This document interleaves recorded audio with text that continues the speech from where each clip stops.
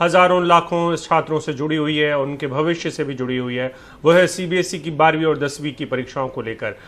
जो बोर्ड है CBSE board, उसने ये इतला दी है सुप्रीम कोर्ट को कि उसने परीक्षाएं रद्द कर दी हैं।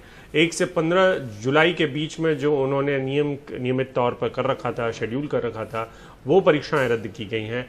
केंद्र सरकार ने सुप्रीम कोर्ट को बता दिया है, लेकिन ये भी कहा है साथ में कि हालात अनुकूल होने पर सीबीआई परीक्षाएं आयोजित करेगी। लेकिन 10वीं की परीक्षा के जो बाकी के पर्चे हैं वो अब नहीं होंगे, यानी कि उसको करने का अब कोई भी प्रावधान नहीं रखा गया है। 12वीं की परीक्षा के लिए उन्होंने विकल्प दिए हैं। सुशील जी, और हमारे साथ हमारे सहयोगी आशीष भार्गव हैं। आशीष, आज इस दौरान जब सुप्रीम कोर्ट में बहस हुई तो क्या दलील दी गई सरकार की ओर से परीक्षाओं को रद्द करने या कुछ परीक्षाओं को टालने के लिए?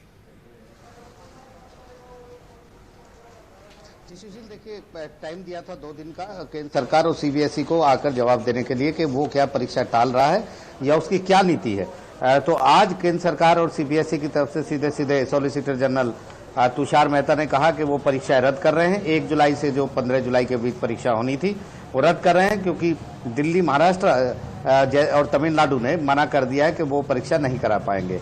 इसके अलावा तुषार मेहता ने यह भी बताया कि सीबीएसई ने तय किया है कि 10वीं के लिए अब कोई परीक्षा नहीं होगी। जो इंटरनल मार्क्स है उसी के आधार पर आवेदन होंगे अगली क्लास में। लेकिन 12वीं के लिए 2 स्कीम तैयार की गई हैं 12वीं कक्षा के लिए। एक तो ये पहला विकल्प छात्रों को ये मिलेगा कि वो पिछली 3 परीक्षाओं के जो मार्क्स हैं उनके आधार पर उनको अपने मार्क्स दिए जा सकते हैं इन बची हुई परीक्षाओं के लिए। या अगर वो चाहते हैं कि नहीं वो परीक्षा ही देंगे तो जब सामान्य स्थिति हो जाएगी तो उसके बाद एक एग्जाम उनके लिए कराया जाएगा 12वीं का बचा हुआ, और वो वहां पर परीक्षा दे सकते हैं। लेकिन अभी बहुत सारी चीज हैं जिस पर सुप्रीम कोर्ट को क्लैरिफिकेशन चाहिए, स्पष्टीकरण चाहिए। जैसे स्थिति कब सुधरेगी, पहली चीज। दूसरा, रिजल्ट कब आएगा, परीक्षाएं कब होंगी, जो स्कीम है उसमें पूरी तरह क्लियरफाई हो किस तरह की स्कीम है, कि छात्र क्या ऑप्शन उनके पास रहेगा। इसके अलावा राज्य बोर्ड जो हैं उनकी स्थिति क्या रहेगी, ये तमाम चीजों पर एक स्पष्टीकरण मांगा है सुप्रीम कोर्ट ने। और कल इस पर सीबीएसई और केंद्र सरकार एक जवाब दाखिल करेंगी, हलफनामा, और उसके बाद सुप्रीम कोर्ट इस पर आदेश जारी करेगा। जी आशीष, जो एक सवाल है कि आईसीएसई बोर्ड की परीक्षाओं को लेकर महाराष्ट्र में भी एक पीआईएल दाखिल हुई थी और सुप्रीम कोर्ट में भी इसी तरीके का केस चला गया।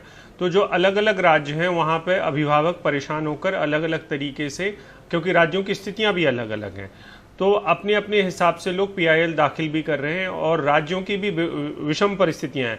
तो इसमें नोडल एजेंसी या सुप्रीम कोर्ट में इसको लेकर कोई एक बात हुई है क्या? जी बिल्कुल, सुप्रीम कोर्ट ने पूछा है केंद्र सरकार से कि हर स्टेट की कोरोना को लेकर अलग स्टेज है, अलग वहां पर हालात हैं। तो ऐसे में निर्णय कौन लेगा, कौन फैसला करेगा कि कब परीक्षा होनी चाहिए, कब समय अनुकूल हो गया है जो परीक्षाएं हों। तो केंद्र सरकार की तरफ से कहा गया कि केंद्र सरकार ही लेगा, लेकिन राज्य बोर्ड जो हैं उनकी क्या भूमिका होगी, ये तमाम ऐसे सवाल हैं जो सुप्रीम कोर्ट जानना चाहता है। और इसलिए एक समय सीमा भी मांगी है कि कब ये परीक्षाएं हो पाएंगी और कब रिजल्ट, परीक्षा परिणाम आएंगे, और सेशन अगला कब से शुरू होगा। जो जुलाई से शुरू होता था वो जाहिर तौर पर अगर अगस्त, क्योंकि सीबीएसई का और केंद्र का कहना है कि अगस्त तक ये